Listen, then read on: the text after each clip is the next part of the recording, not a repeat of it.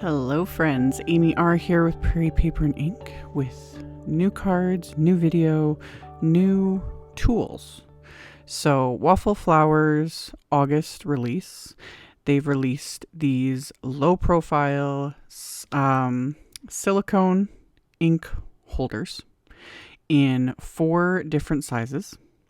Same material as like their stencil mat that I've shown in a ton of videos, the original water media mat, same stuff.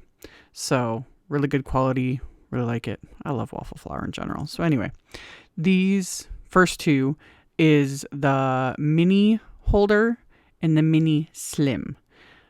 Basically ink cubes. So the mini slim, it's got 4 little openings. The mini holder has 8 little openings. So you can either do it like I'm showing here and hold 4 in the lids, or you can have 8. And there's enough space between them for the lids to fit. So you can have the lids flipped up so you can actually see the names of the inks, if you know what I mean. There's pictures with the actual product listing. I'm just showing it because I can. They come with their own little storage bags, the same as the stencil mat and the stencil mats. So highly recommend keeping them. But I don't know what it is. I like the little storage bags. I just like the looks of them. I was like, well done on the packaging. So anywho, all the like nitty gritty details will be with the product listing. So then there's this one. This is the square one. Basically your distress inks or distress oxide inks it'll hold. And then the rectangle one, basically most rectangle ink pads in the industry. So Simon Says, Pawsitively saturated inks, Hero Arts inks, I think like Gina K inks, like there's a bunch that are this specific shape will fit those as well. And I was thinking as I was like looking at them, like this is the first time I'm using them, I was like, ooh, these would work as like little palettes too, which I end up doing. So I'm going to use the rectangle one because I'm still just obsessed with using my Simon Pawsitively saturated inks.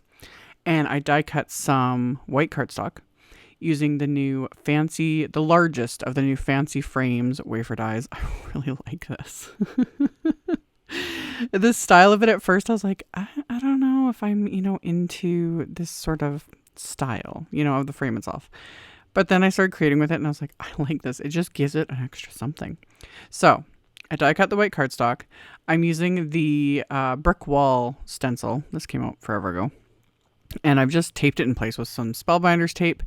And I'm using my blending brushes and some flannel ink, which is the lightest gray, and a little bit of EARL ink, which is just a shade darker, and lightly blending it over the stencil. Remove the tape, and then I'll repeat the process with the second card because I decided to do like 2 different color combos. If I had had the time, I would have done a bunch more of these because I was like, oh, I could have done a whole rainbow. I could have done like yellow and pink and orange and just everything. You know what I mean? But I only did 2. But in my heart, I wanted to do, like 20. Anyway, so I did my little bit of blending, just very, very simple.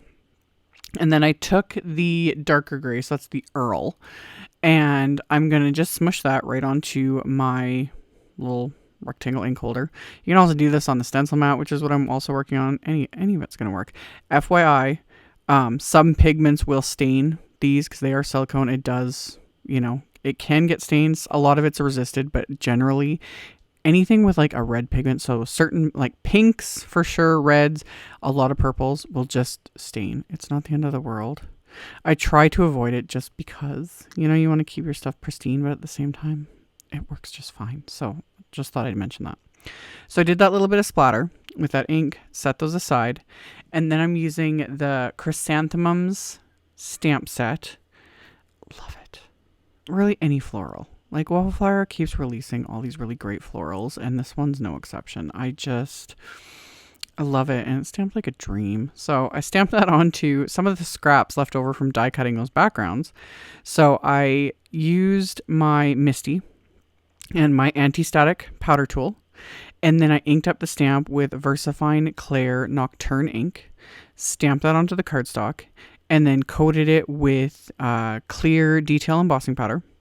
Repeated the process on a second piece of cardstock, so anti-static powder, inked up the stamp with Nocturne ink, pressed that onto the cardstock, coated that with the clear embossing powder, put the lid on my embossing powder container because guaranteed I would knock that over. Oh, that, yeah. Anyway, I've done that before. Really, you knock over one container of black embossing powder, you will never clean that up.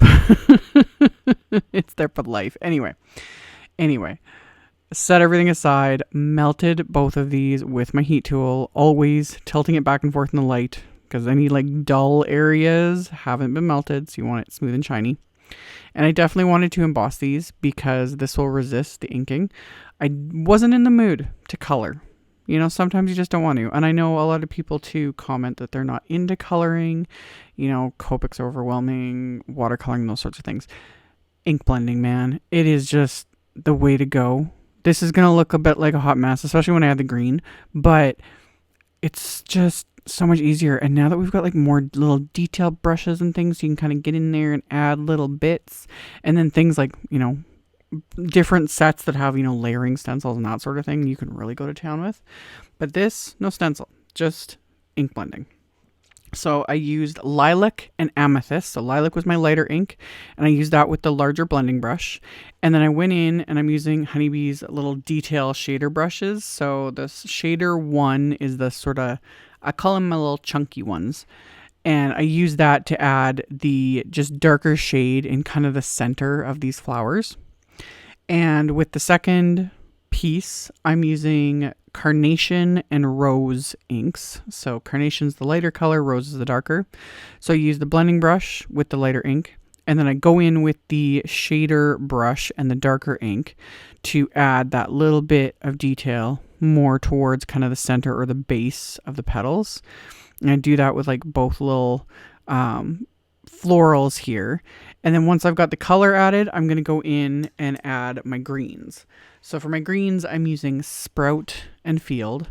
So literally with with all the colors, I took like the lightest and then the darkest shade of the trio, because Simon's Positively Saturated inks, they're like sets of 3, like that's how they were designed. So lightest one, Sprout, went in with my large blender brush, slapping that color on. Not worried about it. I'm going to die cut this, so I'm not worried about, you know, all the outer bits. So I added that first, and then I went in with the larger of the shader brushes and added a bit of the lighter color and the darker color, mostly to like the base of the leaves. And then I pulled out one of the little tiny brushes, the shader 0 size, which again, I love. I was able to get like right in there.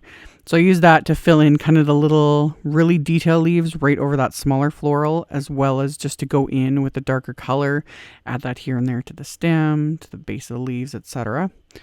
Really simple. And then off camera, I did quickly wipe over these with a tissue just to pick up any ink that was sitting on top of the actual embossing. There wasn't really anything there because as you're blending, like the brushes kind of pick it up. But depending on what inks you use for something like this, like if you're using like oxides and that sort of an ink, you definitely want to just give it a quick swipe to get any of that ink that's sitting on top. So I die cut those with the coordinating wafer die. And then I ended up die cutting just more pieces of white cardstock with that large Fancy Frames layer wafer die. And I used the brick wall stencil again with just the lighter color, that flannel ink, and quickly just blended that over. I want to put these on the inside of my cards, so keeping it simple. And then for my sentiments, I'm using like one of my Waffle flower go-tos. This is the Thank You sentiment set. I've used this one so many times. I love it. I love it. So inked up the large thank you script and stamped that onto those panels with the darkest of those like purple and pink inks. And then I took another sentiment from that same set and I'm stamping that with that VersaFine Clair Nocturne ink onto the panel that I had splattered. Splatter's obviously dry now. So I stamped that onto there. And then the panels for the front of the card, I backed with Simon's Big Mama foam tape. So it gives it a little bit of dimension, but this tape is about half as thick as standard foam tape. So it's like a 1/16 of an inch, something like that. So put that on the back. I also put that in the back of the florals. And then my card bases are top folding A2, so 4 1/4 by 5 1/2 inch cards made from Simon's Smoke cardstock. Thought that would just kind of get the detail of these frames to stand out a bit more. So adhered the background to the card base, and then adhered the florals. Like I said, I also coated those with the Big Mama foam tape to, again, give it that little bit of dimension. If you didn't want to like fiddle with foam tape, you could just die cut scraps, you know, of white cardstock with the coordinating floral wafer die and adhere those behind it. That would work too. I thought of that after I fiddled with the foam tape, but honestly, the foam tape didn't take that long. But anyway, it's just an idea. So got those adhered, and then of course I added some bling. So I've got some Studio Katia round iridescent gems. These are like in every other video it seems, but they just work with everything. So I sprinkled those around both of these florals, and then adhered those into place with dabs of Craft Tacky Goo, and then paired these with some coordinating envelopes, and that finished off both these cards. So today's video is also part of a hop. There's going to be tons of inspiration because Waffle Flower released like a bunch of new stamps and dies and hot foil plates and all that fun stuff. So all that info will be in my blog post, which will be linked directly below this video. And I'll also, of course, link to all the supplies I used. So you can check that out in the description box below if you are interested. Thank you all so much for watching and subscribing and thumbs upping and commenting, all of it. I very much appreciate it. And I will see you all very soon in the next video. Bye.